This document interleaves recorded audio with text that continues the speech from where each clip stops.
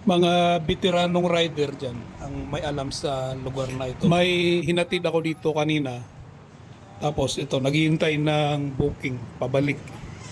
So kanina pa ako rito naghihintay. Gumapang na lang ako pabalik sa may malapit sa Mega Mall. So swertehan naman kasi pag sa ano ka, sa may Mega Mall, makakakuha ka doon talaga ng booking. Basta marunong ka lang maghintay, magtiyaga. Dito kasi pag ganitong oras, gabi, wala talagang mahirap kumuha dito ng booking.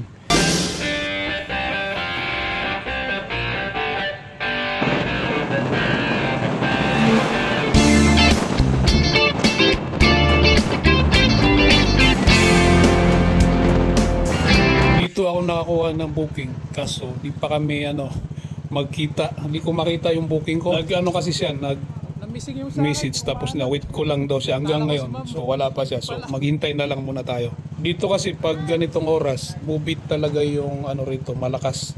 Maraming nagbubok sa mubit. Kaya dito sa oras na to, puro mubit na yung kasama ko rito. Marami kami rito, puro kami naghihintay ng booking.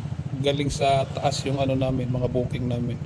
So tiyagaan lang kasi minsan matagal talaga bumaba sila. Galing sila sa taas. Itong nakuha kong booking, so okay naman kasi papasay siya. So medyo long ride, okay na to. Through and through.